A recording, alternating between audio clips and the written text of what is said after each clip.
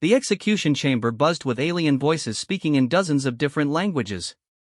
Sarah Chen stood in the center of the crystalline platform, her hands bound behind her back with energy shackles that hummed softly against her skin.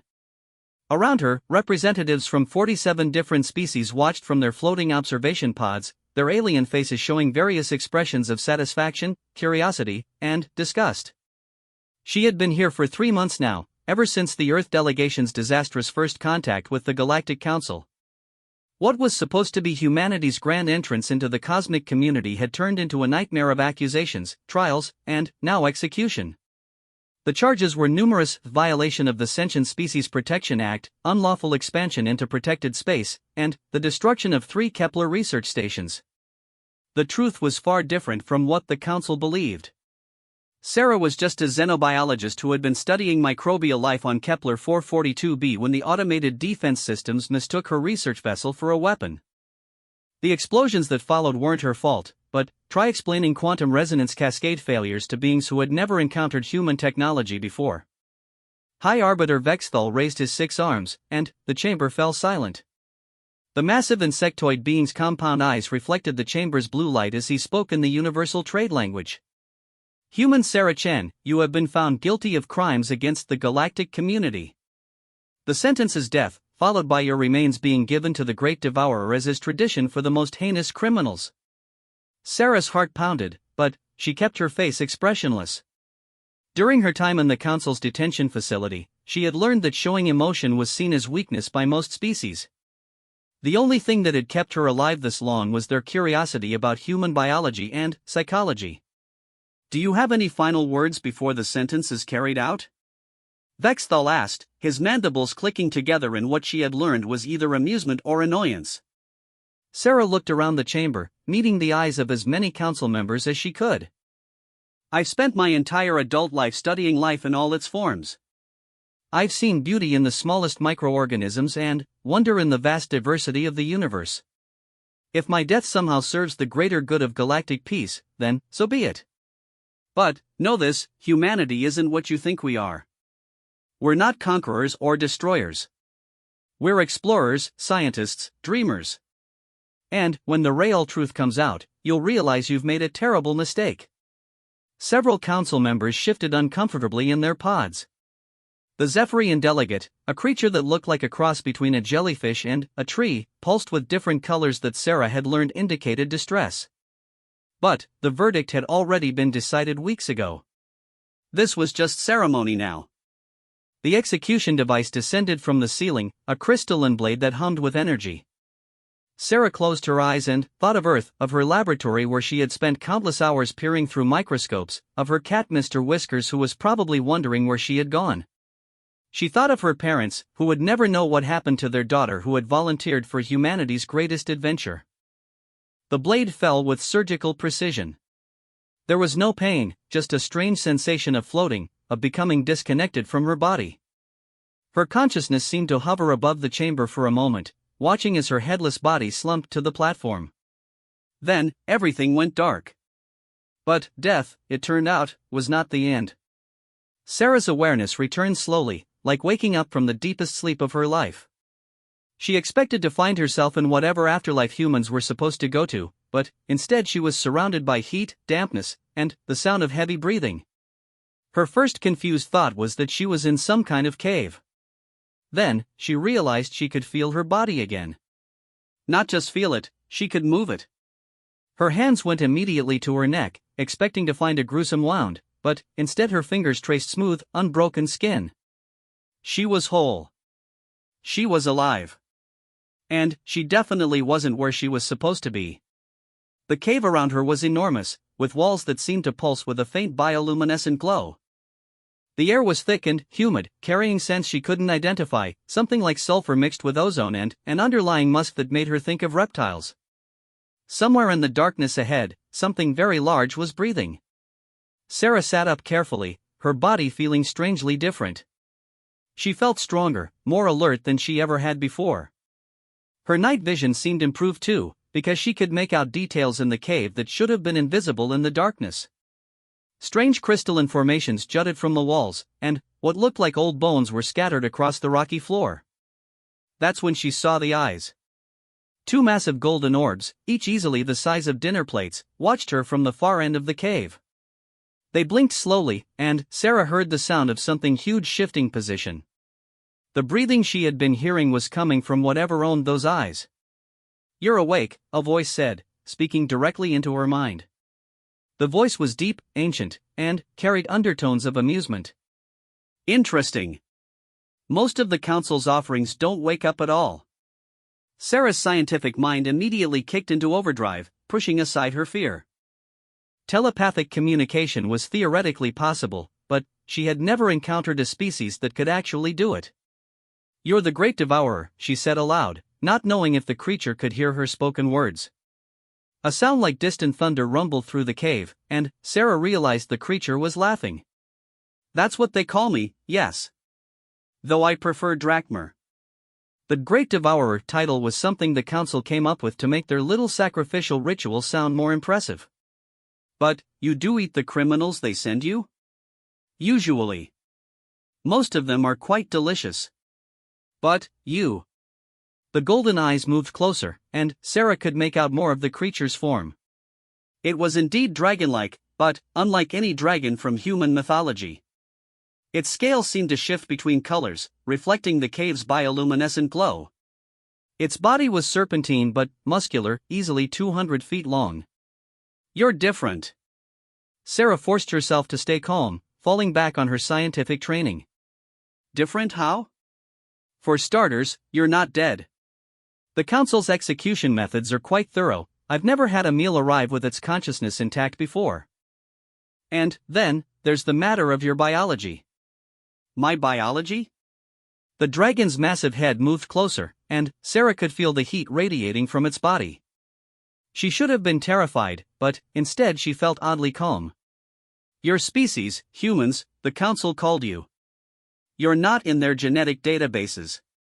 Which is impossible, since the Council has been cataloging life in this galaxy for over 1,000,000 years. Sarah blinked. 1,000,000 years? Give or take a few millennia. They're very thorough record keepers. Every species that achieves space travel gets documented, classified, and assigned a threat level. But, humans, you appeared out of nowhere. No evolutionary history in their records, no genetic markers that match any known species, no technological progression that makes sense based on your planet's estimated age." This was news to Sarah. During her trial, she had assumed that humanity simply hadn't made contact before. "Are you saying we're not supposed to exist?" "That's exactly what I'm saying. And it has certain members of the Council very nervous. Nervous enough that they wanted you eliminated quickly, before anyone could study your species too closely." The pieces were starting to fall into place in Sarah's mind. "They didn't execute me for destroying those research stations. They executed me because I'm human." "Very good. You're quicker than most of their offerings." Drachmer settled into a more comfortable position, his massive form coiling around the cave. The Kepler incident was just a convenient excuse. If that hadn't happened, they would have found another reason. Sarah stood up, testing her legs. She felt remarkably steady for someone who had been recently decapitated and fed to a space dragon. "So what happens now? Do you eat me anyway?" "That depends. Are you interested in learning why your execution didn't actually kill you?" Sarah's scientist instincts perked up immediately. "Very interested." "Good. Because I suspect the answer will be quite illuminating for both of us." Drachmer's eyes glowed brighter, and Sarah could see more of the cave now. It was filled with technology, not the crystalline biotech that the Council used, but something far older and more sophisticated. "But first, you should know what you really are, Sarah Chen." "What I really am?" "You're not entirely human. Or rather, humans aren't entirely what they appear to be." The dragon's voice carried a note of something like pride. "Your species has been modified. Enhanced. And the modifications are designed to do exactly what just happened to you." Sarah felt a chill run down her spine. "Which is what?" "Survive death and adapt to new environments. It's an ancient failsafe, built into human genetics by a species that vanished from this galaxy long before the Council ever formed. Drakmer's head tilted, studying her. The question is, why did they do it? And why are humans appearing in Council space now, just as certain events are beginning to unfold? What kind of events? The dragon's expression grew serious. The kind that require humanity's particular gifts. You see, Sarah, your species wasn't just modified for survival. You were modified to be weapons against something that the Council doesn't even know exists yet. Sarah sat down hard on a convenient rock, her mind reeling. Weapons against what? Something that's been sleeping at the edge of the galaxy for a very long time. Something that's starting to wake up. And something that the Council, for all their million years of civilization, is completely unprepared to face. Drakmer moved closer, his voice dropping to what might have been a whisper if whispers could shake cave walls. The beings that modified your species called it the hunger. And, according to the ancient records I've been guarding, it's almost time for its return. Sarah looked around at the ancient technology surrounding them, then, back at the massive dragon. You're not really the Council's pet monster, are you? No, Sarah Chen. I'm a guardian. And, I've been waiting a very long time for one of your kind to arrive. The dragon's eyes seemed to smile. Because according to the prophecies, humanity's arrival would signal that the final phase of the ancient war was about to begin. What ancient war? The war for the survival of all conscious life in this galaxy. The war that the Council's predecessors fought and lost, forcing them to take desperate measures to ensure that someday, someone would be able to fight back. Sarah felt the weight of galactic destiny settling on her shoulders. She had gone from xenobiologist to executed criminal to apparently some kind of prophesied weapon all in the span of a few hours. It was enough to make anyone question their sanity. But, looking at Drakmer, surrounded by technology that was clearly beyond anything the Council possessed, she found herself believing every impossible word. So what do we do now? Now, Drakmer said, his voice carrying a note of anticipation, we begin your real education. Because if you're going to help save this galaxy, you're going to need to understand what humanity really is, what you're really capable of, and why the Council was so terrified of your species that they were willing to start an execution based on lies. The dragon's massive form began to glow with internal light, and Sarah realized that her adventure was just beginning. Death, it seemed, had been the easy part. Over the following days, Sarah's understanding of reality underwent a complete transformation. Drakmer's cave, she learned, was actually a vast repository of knowledge from a civilization called the Architects, the species that had supposedly vanished millions of years ago. The dragon himself was not quite what he appeared to be either. I'm what you might call a hybrid, Drakmer explained as he guided Sarah through chambers filled with crystalline data storage units that hummed with ancient power. Part biological, part synthetic, part something else entirely. The Architects created beings like me to serve as guardians and teachers when the time came. Sarah ran her hands along one of the data crystals, feeling it respond to her touch with warm pulses of light. That was another thing that had changed, technology seemed to react to her now in ways it never had before. When the time came for what? For humanity to learn the truth about your origins and your purpose.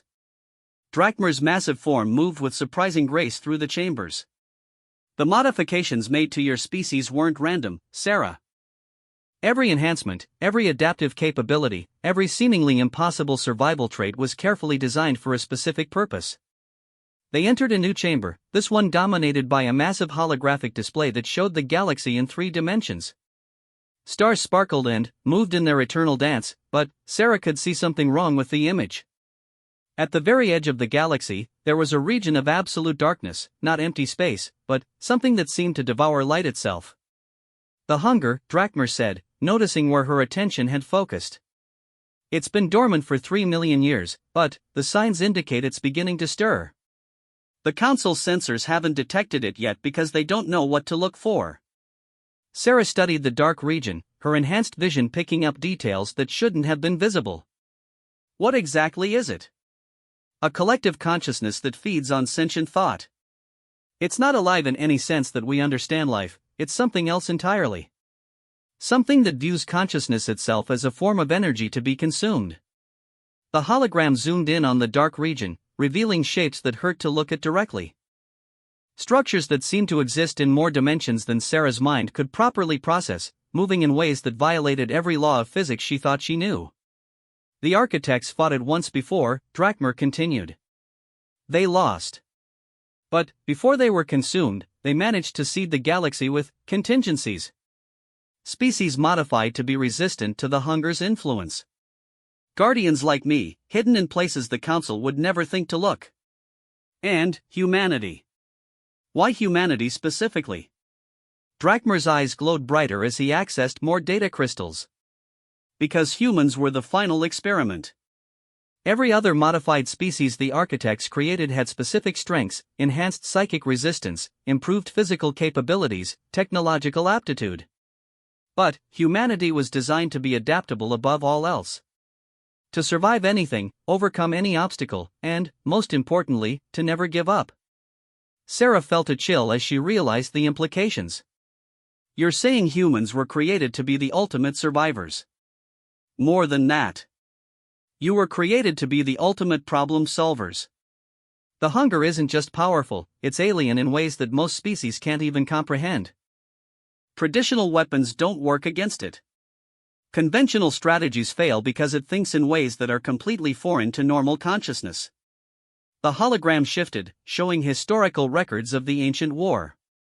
Sarah watched in horrified fascination as entire star systems went dark, their populations simply vanishing as the hunger swept through them. But, humans, Drachmer said, humans think differently. You solve problems in ways that other species consider impossible or insane. You take illogical risks that somehow work out. You refuse to accept that anything is truly impossible. And, most importantly, you have something the architects called adaptive creativity, the ability to find new solutions when old ones fail. Sarah thought about Earth's history, about all the times humans had faced seemingly impossible odds and, somehow found a way through. The Council was afraid of this? Terrified. They built their entire civilization on order, hierarchy, and predictable outcomes. The idea of a species that thrives on chaos and unpredictability threatens their worldview. Drachmer's voice carried a note of amusement. Plus, there were certain incidents when the first humans started appearing in Council space. Incidents? Nothing dramatic. Just small things. Human traders solving unsolvable mathematical problems that had stumped Council scientists for decades. Human engineers fixing broken technology using methods that shouldn't have worked but did anyway. Human diplomats resolving conflicts that had been ongoing for centuries. Sarah laughed despite herself. So we were making them look bad. In a sense, yes. But, more than that, you were proving that their understanding of the universe was incomplete. And, for a civilization that prides itself on having catalogued and understood everything, that was unacceptable.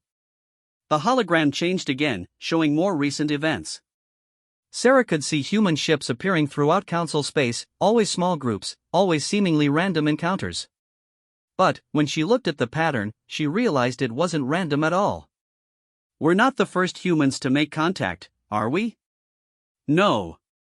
Humans have been slowly infiltrating Council space for the past 50 years. Most don't even realize they're part of a larger pattern, they think they're just explorers or traders or scientists following their curiosity. But, the architect modifications in your genetics include subconscious guidance systems. You're drawn to the places you need to be, when you need to be there. Sarah felt another piece of the puzzle click into place. My research mission to Kepler 442b wasn't coincidence. Nothing about your presence here was coincidence. The Kepler incident was engineered to get you captured by the Council, put on trial, and, eventually sent to me. Although I suspect the original plan didn't include you actually being executed. Then, why did it happen? Drachmer's expression grew serious. Because the timeline has accelerated. The hunger is waking up faster than the architects predicted. The Council's attempt to eliminate you quickly suggests they're starting to sense something wrong but don't understand what they're dealing with. The dragon guided Sarah to another chamber, this one filled with what looked like training equipment, but training equipment designed for beings far larger and stronger than normal humans. Which brings us to the next phase of your education. Sarah examined the equipment, noting how it seemed to pulse with the same energy as the data crystals. What kind of training? The modifications in your genetics are dormant until activated by specific stimuli. Death, as you experienced, is one trigger. But there are others. And you're going to need every enhancement you can access if you're going to face what's coming. I thought you said I was a weapon. Shouldn't I already know how to fight? You're a weapon in the sense that you're designed to solve problems that can't be solved conventionally. But the hunger isn't something you fight with fists or guns or even conventional weapons. You fight it by being more adaptable than it is, by finding solutions it can't predict or counter. Drakmer activated one of the training devices, and Sarah felt her enhanced senses kick into overdrive. The machine projected a complex three-dimensional puzzle made of light and energy, constantly shifting and changing its configuration. Solve this, Drakmer instructed.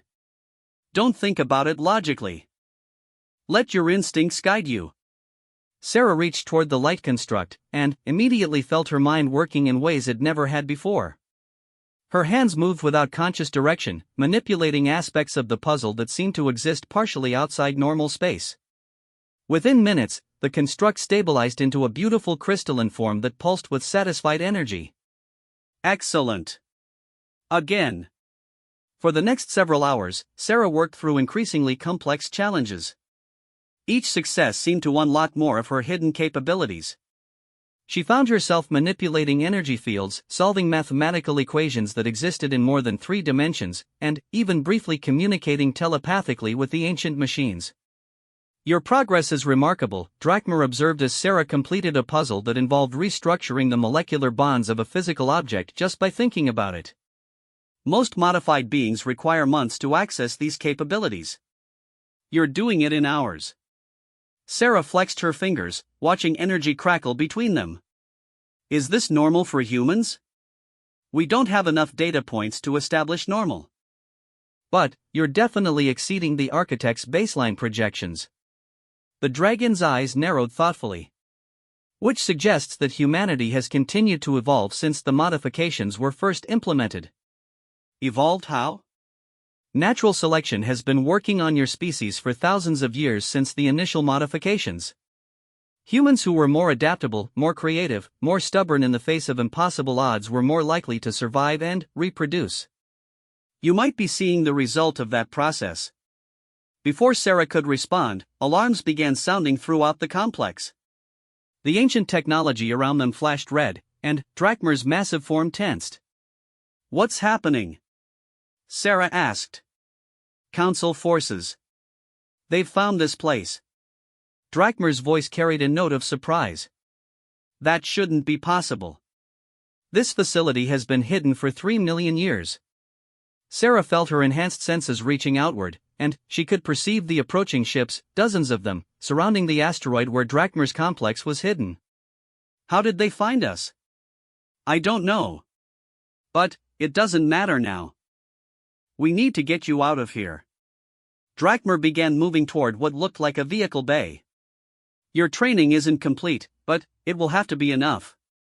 Where are we going? To gather the others. If the council has found this place, then the timeline has collapsed entirely. The hunger must be closer to waking than we thought. Others? Other humans, Sarah. You're not the only one who's been activated. There are dozens of others scattered throughout the galaxy, most of them probably unaware of what they really are.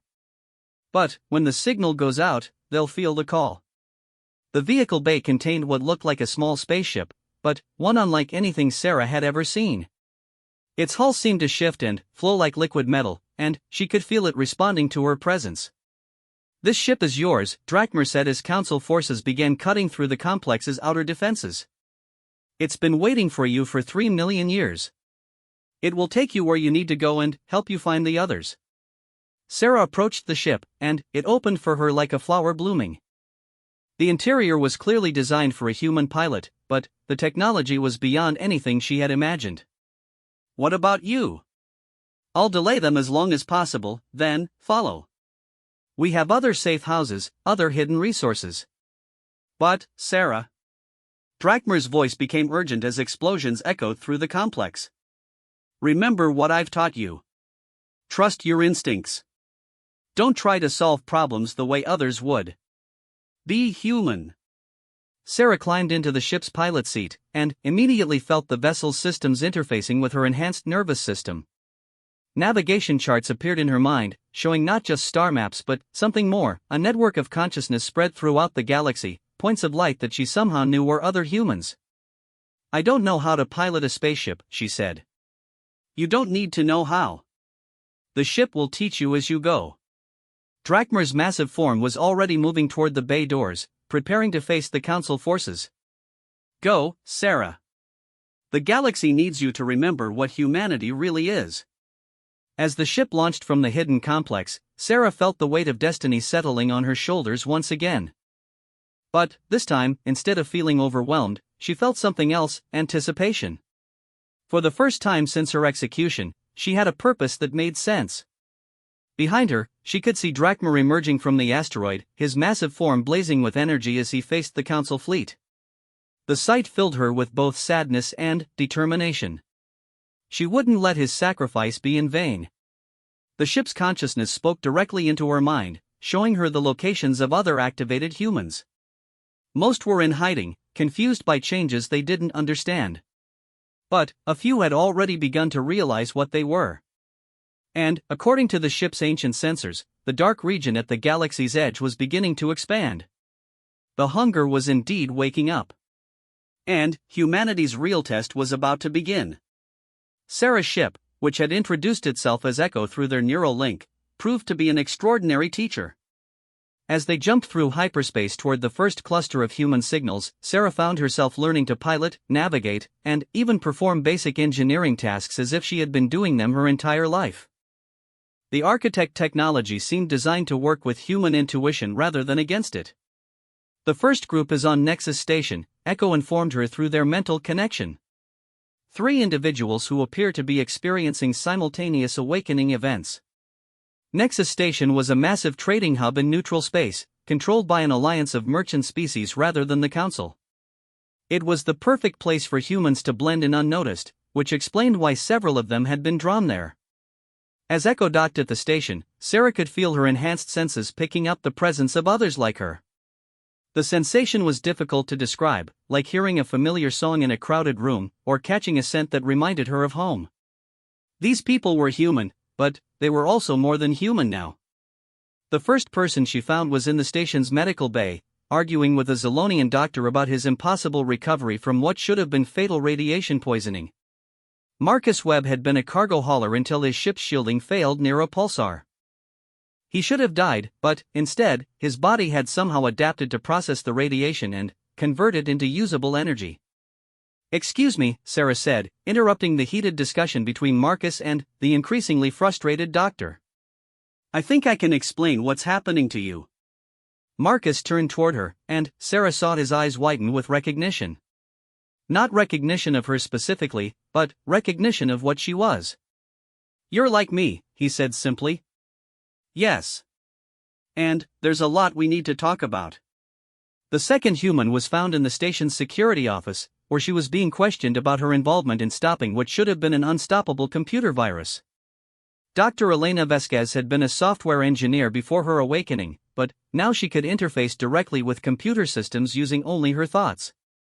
The virus that had been threatening to shut down the station's life support systems had simply unraveled when she touched the infected terminal. I don't understand what I did, Elena said when Sarah found her. I just knew how to fix it. Like the solution was already in my head. The third human took more effort to locate. James Kim was hiding in the station's lower levels, terrified by changes he couldn't understand. The former botanical researcher had discovered that he could communicate with and control plant life, not just earth plants, but alien vegetation that shouldn't have responded to human influence at all. He had been trying to research exotic fungi when the samples started talking back to him. I thought I was going insane, James confessed when Sarah and the others found him. Plants don't talk. They don't have consciousness. But these ones do, and they're telling me things about the galaxy that I can't possibly know. Sarah gathered the 3 of them in Echo's main cabin, where the ship's holographic displays could show them what Drakmer had shown her. As she explained about the architects, the hunger, and humanity's true purpose, she watched their faces go through the same cycle of disbelief, fear, and, finally, acceptance that she had experienced. "So we're weapons," Marcus said when she finished. His voice was calm, but Sarah could see the tension in his shoulders. "Created to fight something that destroyed an entire galactic civilization." "We're problem solvers," Sarah corrected. "The weapons are what we're capable of becoming when we need to be." Elena was studying the holographic displays with the intense focus that Sarah was beginning to recognize as characteristic of awakened humans. These patterns, the hunger's expansion, it's not random. There's an intelligence behind it, but not like any artificial intelligence I've ever seen. "What do you mean?" Sarah asked. "It's more like a collective unconscious that's become aware of itself. Every consciousness it absorbs adds to its knowledge and capabilities.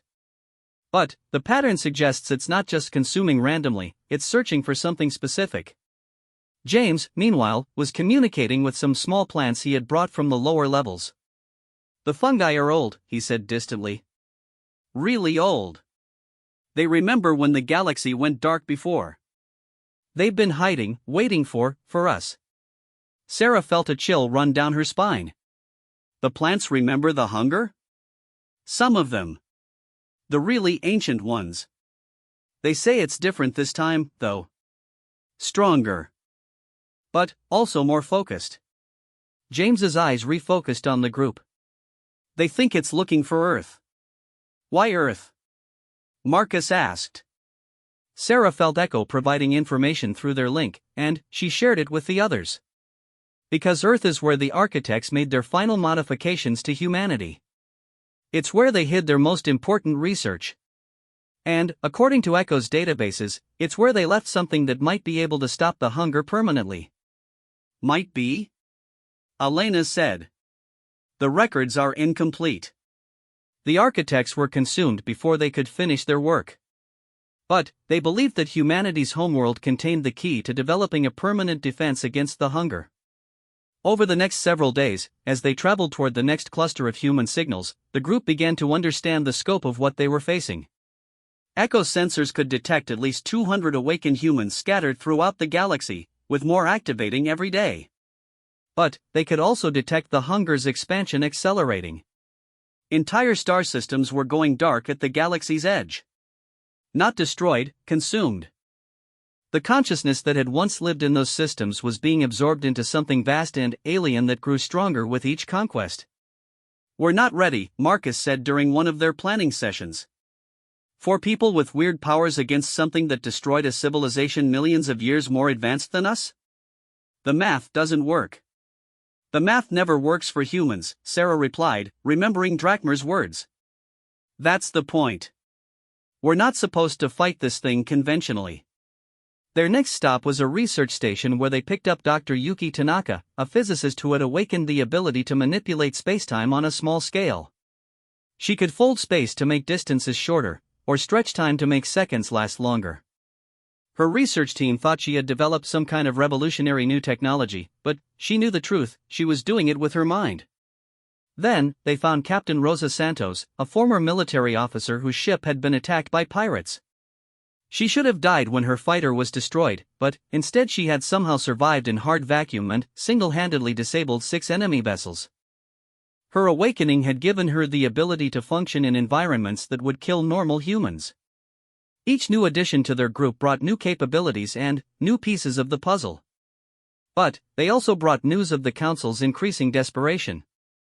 Reports were coming in of Council fleets massing at the galaxy's edge, preparing for a threat they didn't understand.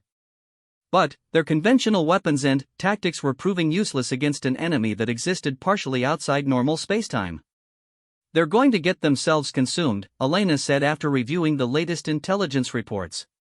"And, when they do, the hunger will absorb their knowledge about the rest of the galaxy. Including the location of Earth," Rosa added grimly. Sarah made the decision that would define the rest of their mission. "Then, we have to get there first. We need to find whatever the architects left behind and figure out how to use it before the hunger reaches Sol system." But, as Echo plotted a course toward Earth, they received an unexpected message. Drakmar had survived the attack on his complex and was broadcasting on ancient frequencies that only architect technology could detect. Sarah, the dragon's voice came through Echo's communication system. The situation has changed. The hunger isn't just waking up, it's being directed. Something is guiding it toward specific targets, and Earth is definitely one of them. But there's more. What? Sarah asked. I've been analyzing the pattern of attacks, and I think I know why the Council suddenly discovered my location. They're not acting alone anymore. Some of them have already been influenced by the Hunger's advanced scouts. The implications hit Sarah like a physical blow. You're saying the Council is compromised? Partially. The Hunger doesn't need to consume everything directly. It can influence minds from a distance, especially minds that are rigid and hierarchical like the Council's. It's been feeding them information and ideas that serve its purposes. Sarah looked around at her small team of awakened humans. 7 people against an enemy that had already begun to corrupt the galaxy's primary governing body. But, as she met each of their eyes, she saw something that gave her hope, the same stubborn refusal to accept defeat that had characterized humanity throughout its history. Echo, she said, how fast can we get to Earth? At maximum hyperspace velocity, 18 standard days. Do it. And broadcast a signal on all human frequencies. Tell everyone who can hear it to converge on Sol System. Whatever we're going to do it together. As Echo launched into hyperspace at velocities that should have been impossible for a ship its size, Sarah felt the weight of humanity's future settling on her shoulders. But, this time, the weight felt manageable. She wasn't carrying it alone anymore. Behind them, the galaxy burned as the Hunger consumed system after system. But, ahead of them lay Earth, humanity's birthworld, and whatever secrets the architects had hidden there millions of years ago. The final phase of the ancient war was about to begin. And, for the first time since her execution, Sarah Chen felt ready for whatever came next. Humanity had always been at its best when faced with impossible odds.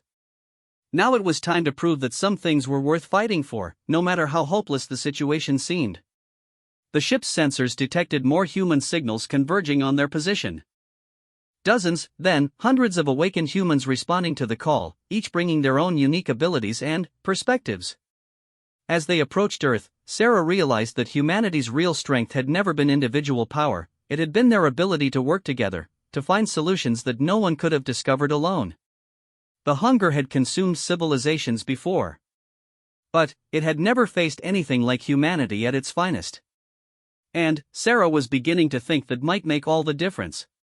When Earth finally appeared on their screens, blue and beautiful and impossibly familiar, Sarah felt something click into place in her mind. Not just her mind, the minds of every human in the growing fleet around them. They were home. And they were ready to discover what they had really been created to become. The ancient war was about to have its final battle.